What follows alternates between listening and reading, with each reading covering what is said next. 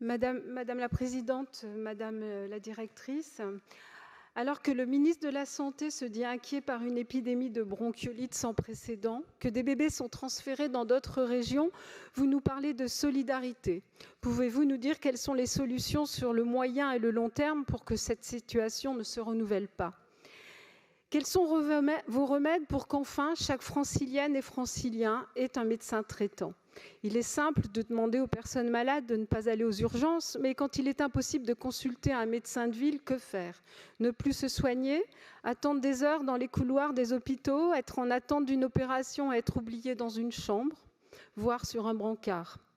20% de lits du centre de cancer Gustave Roussy fermés, psychiatrie et pédiatrie sinistrées.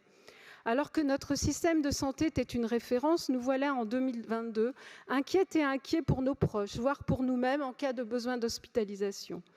La détérioration des conditions de travail a pour conséquence des sous-effectifs dans les hôpitaux. Les personnels de santé s'épuisent, certains démissionnent, quant au recrutement, ils deviennent de plus en plus difficiles.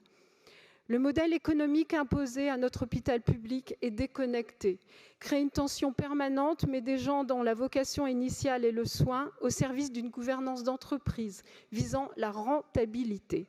Comment pensez-vous vraiment et durablement redonner son sens à notre service de santé en y intégrant toutes les composantes de la médecine de ville à l'hôpital, de la prévention aux soins, à la santé environnementale également, trop balbutiante et particulièrement oubliée, alors que les franciliennes et les franciliens subissent des pollutions qui s'accumulent, pollution de l'air, bruit, perturbateurs endocriniens, sites pollués et tout ceci accentué par la fatigue liée aux dégradations des transports. Il y a urgence.